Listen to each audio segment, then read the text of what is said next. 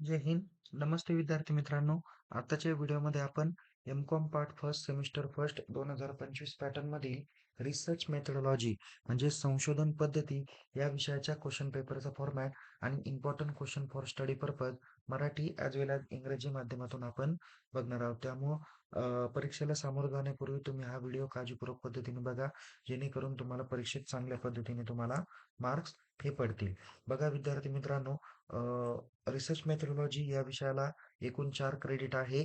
ज्यामध्ये विद्या अ, या विषयासाठी एकूण 100 मार्क आहे. ज्यामध्ये इंटरनलला 40 मार्क आहे. तर युनिव्हर्सिटीची एक्झाम 60 मार्कांची घेतली जाणार आहे. परीक्षेसाठी एकूण 3 तासाचा टाइम अवधी असेल. पासिंगसाठी किमान तुम्हाला 40 मार्क्स पडले पाहिजे. त्यामध्ये इंटरनलला 40 पैकी 16 मार्क आणि युनिव्हर्सिटी एक्झामला 60 पैकी 24 मार्क पडणं अपेक्षित आहे. या विषयाची क्वेश्चन पेपर मराठी आणि इंग्रजी अशा दोन्ही माध्यमातून येणार आहे. युनिव्हर्सिटीच्या क्वेश्चन पेपरचा फॉर्मॅट कसा असणार आहे? परीक्षेत एकूण 6 प्रश्न तुम्हाला विचारले जातील. त्यातील पहिला आणि 6वा प्रश्न कंपल्सरी सॉल्व्ह करायचा आहे. तर question number second, third, fourth, fifth अशा 4 प्रश्नांपैकी कोणत्याही 3 प्रश्नाची उत्तरं तुम्हाला लिहायची आहे. इथे क्वेश्चन पेपरचा फॉर्मॅट दाखवलेला आहे. परीक्षेत एकूण 6 प्रश्न आहे. पहिला प्रश्न आहे फिल इन द ब्लँक्स 5 मार्कासाठी आहे. तर क्वेश्चन नंबर सेकंड हा ब्रॉड क्वेश्चन तुम्हाला चॅप्टर नंबर 1 वर 15 मार्काला राहील. क्वेश्चन नंबर 3 चॅप्टर नंबर 2 वर ब्रॉड क्वेश्चन 15 मार्काला राहील. क्वेश्चन नंबर 4 चॅप्टर नंबर 3 वर ब्रॉड क्वेश्चन तुम्हाला 15 मार्काला राहील. क्वेश्चन नंबर 5 ब्रॉड क्वेश्चन तुमच्या चॅप्टर नंबर 4 वर 15 मार्काला राहील. तर क्वेश्चन नंबर 6 हा शॉर्ट नोट्स आहे. जिथे 4 पैकी कोणत्याही 2 शॉर्ट नोट्स तुम्हाला या ठिकाणी लिहाव्या लागतील. ओके. सो या ठिकाणी तुम्हाला काही महत्त्वाचे प्रश्न अभ्यासाच्या हेतून देण्यात आलेले आहे. हेच प्रश्न विचारतील असं काही नाही. फक्त प्रश्नाचं स्वरूप तुम्हाला समजावं, अभ्यासाची तयारी व्हावी या दृष्टिकोनातून हे प्रश्न दिलेले आहेत. पहिला महत्त्वाचा प्रश्न आहे define the term of research, explain in detail features of good research and also write the difference between research method and research methodology. Okay. पुढे आपण मराठीतून पुढच्या स्लाइडला बघणार आहोतच. पुढे आहे what is research, explain in detail various features of good research and steps in scientific research process. Okay.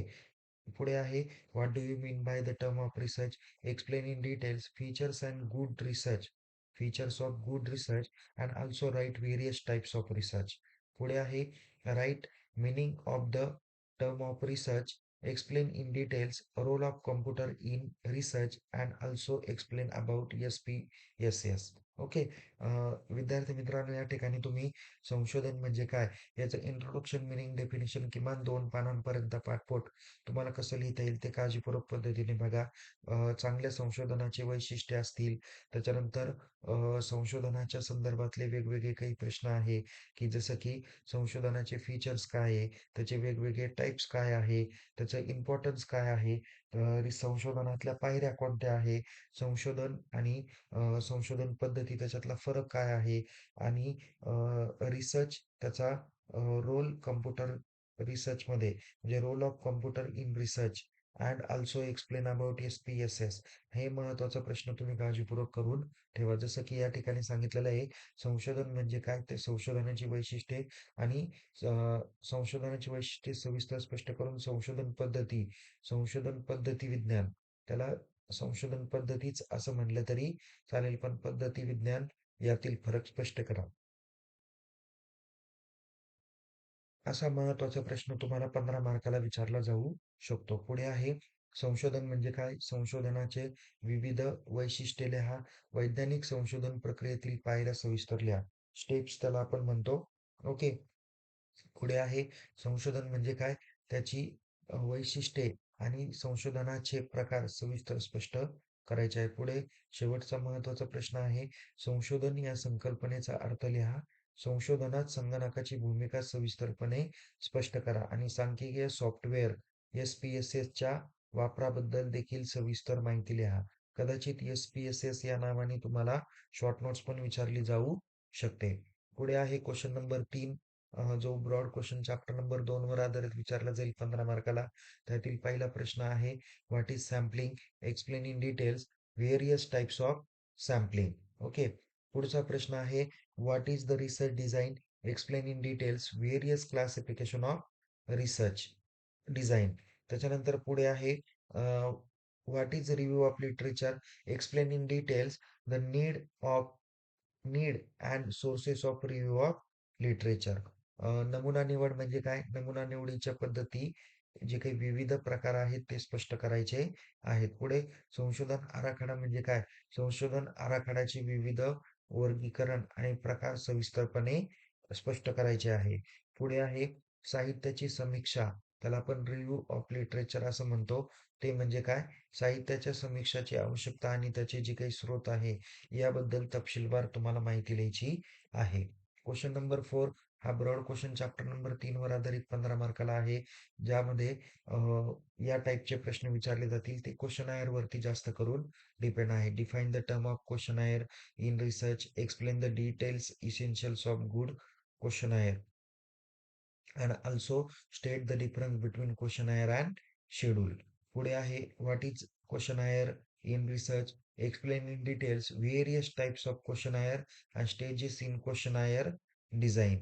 त्याच्यानंतर पुढचा आहे what is questionnaire, explain in detail types of questionnaire and essentials of a good questionnaire.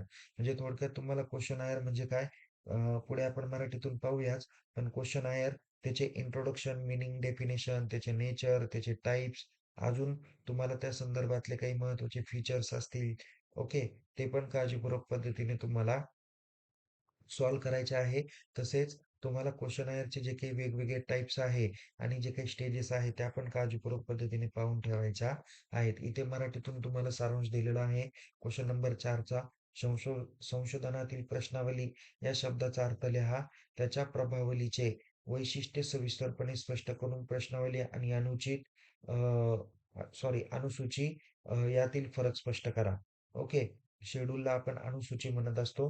तर schedule आणि questionnaire या दोघांचा तुम्हाला काय होऊ शकतो डिफरन्स विचारला जाऊ शकतो किंवा संशोधनातील प्रश्नावली या शब्दाचा अर्थ लिहा.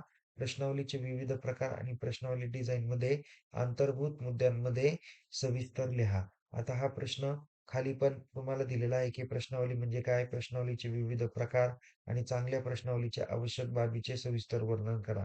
असा प्रश्न तुम्हाला 15 मार्काला विचारला जाण्याची शक्यता नाकारता येणार नाही.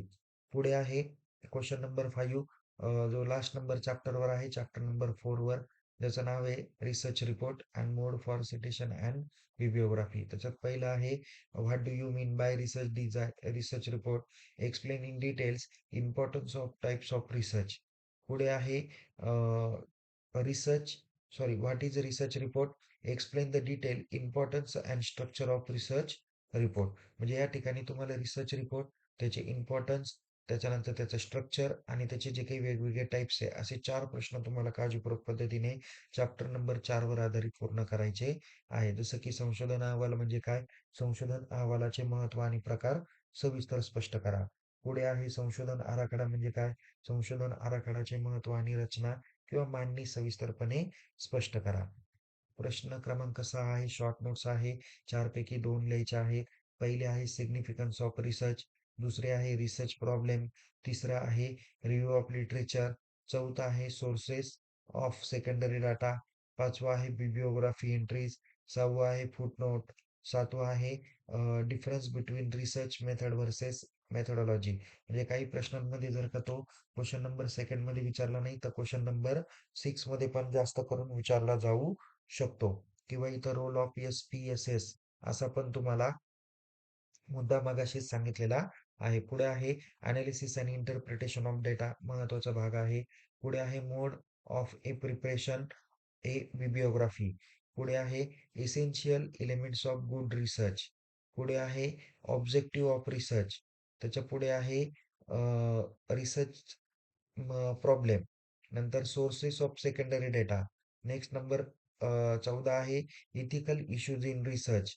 16 नंबर आहे null and alternative hypothesis. Second last आहे बिब्लिओग्राफी एंट्रीज आणि लास्ट आहे इथे टेकिंग नोट फॉर रिसर्च. इथे मराठीत आपण अनुवाद पाहूया. पहिला आहे संशोधनाचे महत्त्व, महत्त्वाचंच आहे. संशोधन समस्या पण महत्त्वाची आहे.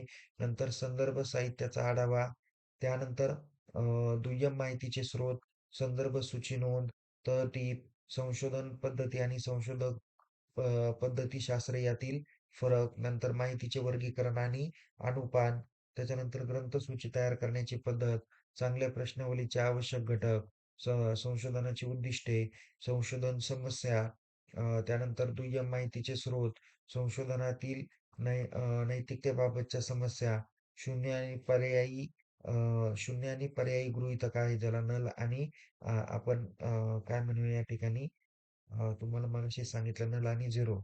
ओके, नल आणि अल्टरनेटिव्ह हायपोथिसिस आपण या ठिकाणी बघितलेलं आहे. शून्य आणि पर्यायी गृहीतक, नंतर ग्रंथसूची नोंदी, त्यानंतर संशोधनासाठी नोट्स घेणे.